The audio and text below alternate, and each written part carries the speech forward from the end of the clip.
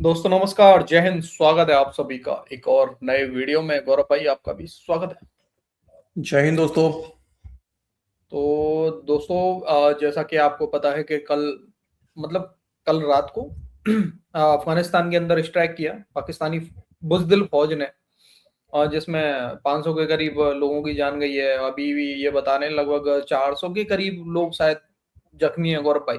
संख्या और भी बढ़ सकती है। ठीक है। हम्म। अब देखो पाकिस्तान में नया-नया जो लाहौरी चूरन चटाया जा रहा है, मतलब पाकिस्तानियों को जाहिल आवाम मतलब चाट भी रही है उस चूरण को।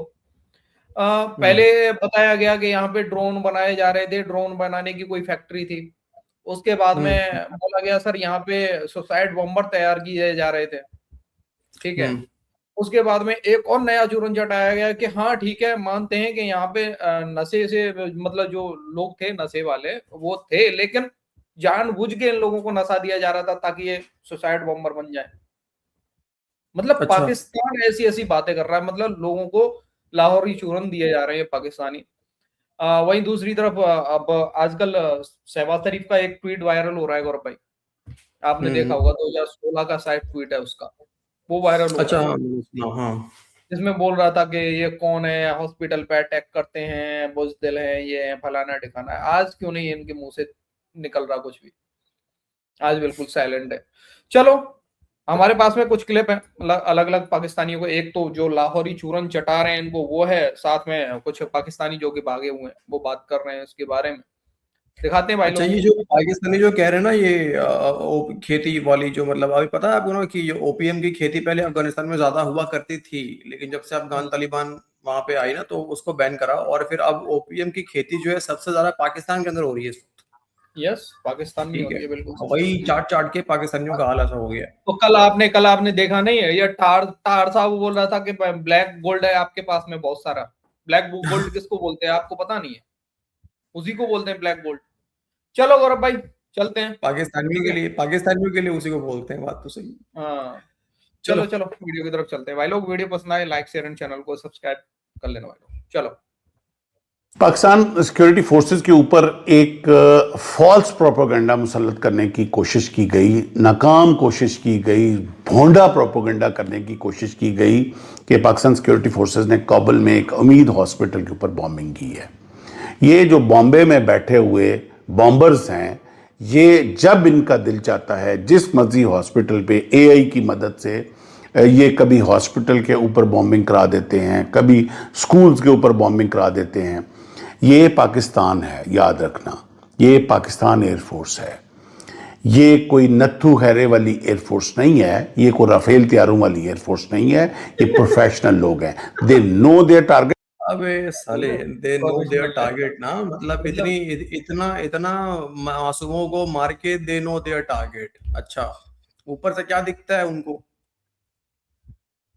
नहीं, दे नो ये देयर टारगेट। प्रोफेशनल एयरफोर्स है जो हाँ हाँ। ऑपरेशन सिंदूर के दौरान मतलब जो पैसेंजर प्लेन थे उनके पीछे छिपी हुई थी, है और ना? इतने प्रोफेशनल है सर कि, अरे इतने प्रोफेशनल कि अपने 11 एयरबेस उड़वा लिए हैं, इतने प्रोफेशनल है। हाँ, मतलब यार, बड़े एयरफोर्स प्रोफेशनल अगर है अपना भाई। एयरबेस ना बचा सके तो क्या घंटे की एयरफोर्स है फिर वो?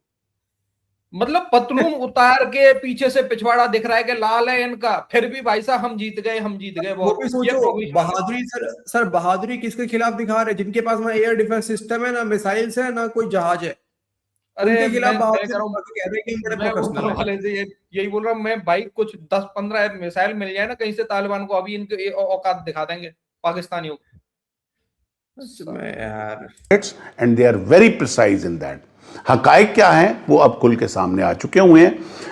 एक जो सिक्योरिटी गार्ड उधर जख्मी हुआ है उसने बता दिया है कि एक इधर को मामूली लोकल फायरिंग हुई है जिसमें वो जख्मी हुआ है, जबकि जो ऑपरेशन वाला अटैक था वो उससे कई मील दूर जो फेनिक्स कैंप था उसके ऊपर हुआ है। अब हॉस्पिटल और है, फेनिक्स कैंप और है। उम्मीद हॉस्पिटल जो है वो एक मल्टीपल स्टोरी बिल्डिंग है और उसके ऊपर ना कोई बॉम्बिंग हुई, ना कोई सैटेलाइट इमेज है, ना कोई वीडियो है उसके ऊपर। ये सारी एआई जनरेटेड प्रोपोगंडा।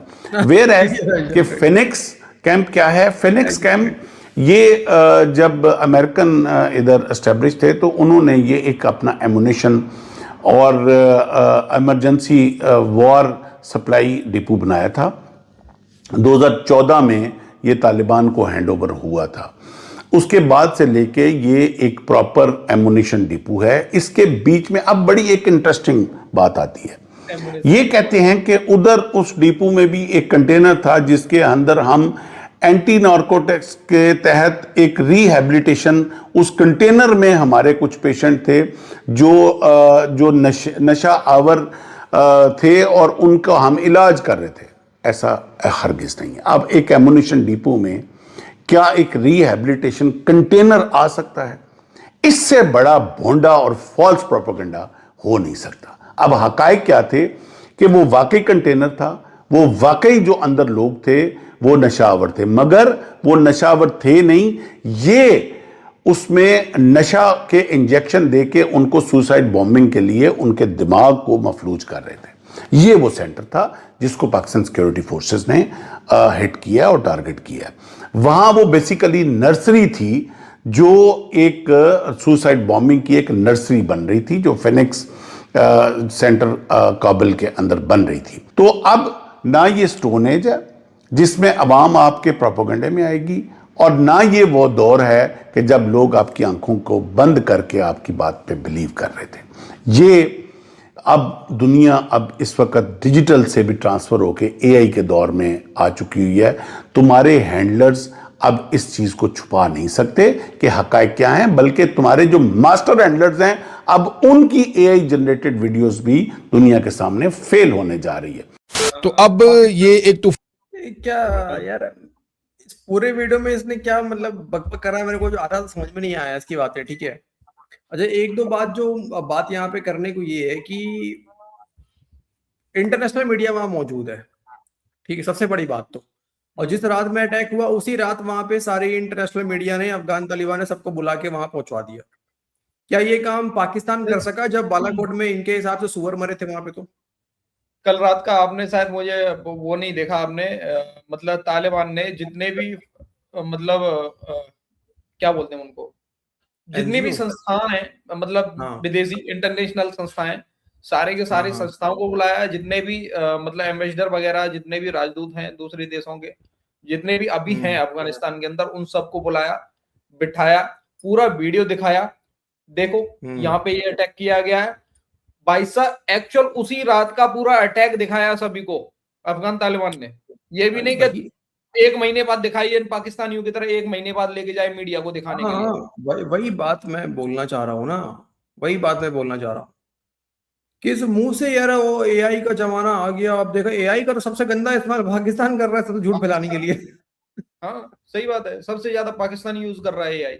अरे फोनिक्स की कर रहा है सबसे। यार फोनिक्स क्या डॉक्यूमेंट्री पड़ी हुई है, देख लो यूट्यूब पे जाके यार, वहां पे क्या होता है असल में। अच्छा ये लॉजिक देखो, नशा का इंजेक्शन वहां दिया जा रहा है, ठीक है, उसके बाद वो लोग पहुंचेंगे, काबुल से उठ के पहुंचेंगे सर बॉर्डर पे, ठीक है, बॉर्डर से सर उसके बाद फिर इन्फिल्ट्रेट करेंगे, इन्फिल्ट्रेट करने के बाद सर वो पाकिस्तान के शहरों में जाएंगे, तब तक वो नशे के हाल में रहेंगे, ठीक है।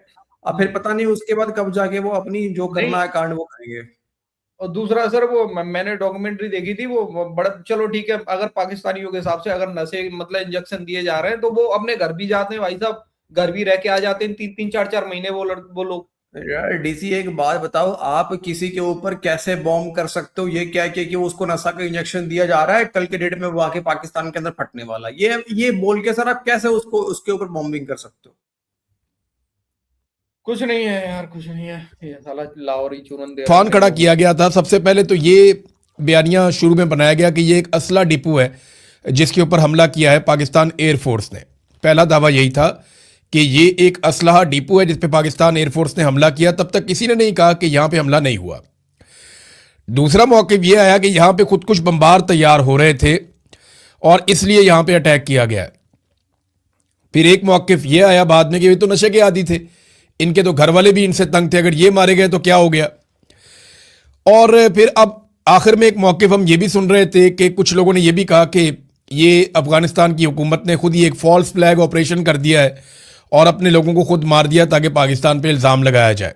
अब पाकिस्तान के अंदर लोग इस पे बात करने को कह रहे हैं ये गद्दारी है, ये गद्दार है मुल्क का, ये मुल्क का दुश्मन है, ये बागी है, ये हर वो आदमी जो इस पे बात कर रहा है उसको गद्दार डिक्लेयर कर रहे हैं, या उसे कह रहे हैं तालिबान का हमायती है, या उसे कह रहे हैं दहशतगर्दों का साथी है, या उसे पाकिस्तान में कहा जा रहा है ये तो गद्दार है। और अगर आप ये पूछ लें कि जनाब इंटेलिजेंस एजेंसीज कामयाब क्यों नहीं हो पा रही और क्यों दहशतगर्दी को नहीं रोक पा रही, जी ये गद्दार है। तो हर बात पे यहां गद्दारी का सर्टिफिकेट लेकर लोग खड़े हो जाते हैं बिला वजह। अब पूरी दुनिया से इसके ऊपर आवाज उठ रही है। ये यूएन न्यूज यहां से बाकायदा आवाज उठी और यूएन हेल्थ एजेंसी WHO उन्होंने इसकी मजम्मत की है और 400 लोग अफगानिस्तान में मारे गए जो रिपोर्ट हुए हैं।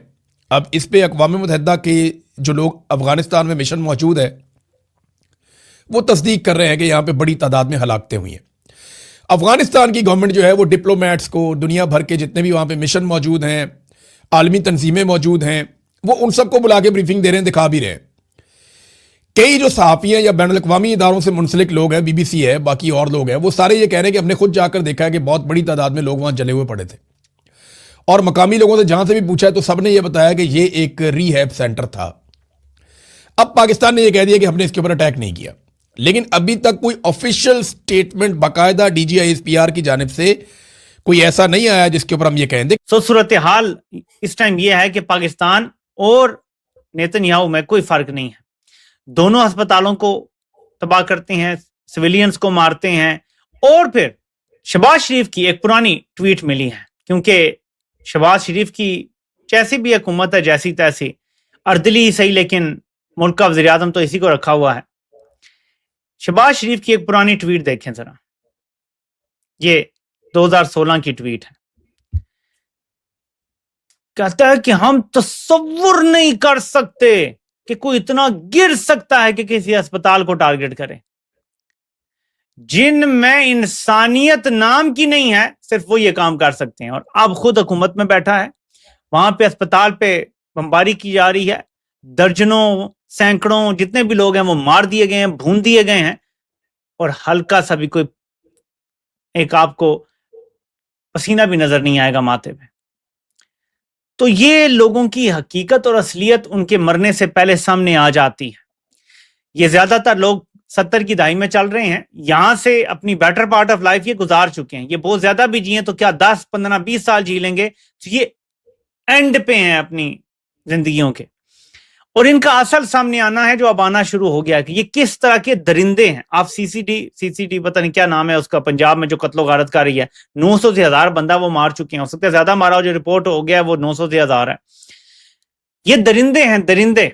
और मैंने ये देखा है कि जो लोग भी करप्ट होते हैं ना, क्रिमिनल माइंडेड होते हैं, उनमें इखलाकियात नहीं होती, वो दरिंदगी ही करते हैं। उनमें कोई ऐसी सोच नहीं होती, पाई नहीं जाती कि यार इंसानों से हमदर्दी करनी चाहिए।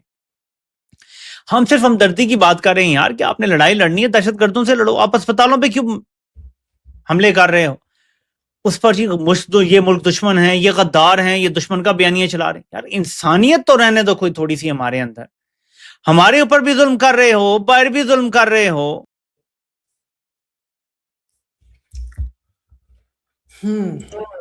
मतलब ये आरोप लगा रहे हैं तालिबान के ऊपर कि खुद मतलब फॉल्स फ्लैग ऑपरेशन किया, मतलब हमला कर दिया, अपने ही लोगों को मार दिया, जैसे पाकिस्तानी फौज करती है ना गौरव भाई, है ना, बलूचिस्तान में KPK में जैसे पाकिस्तानी फौज करती है ना।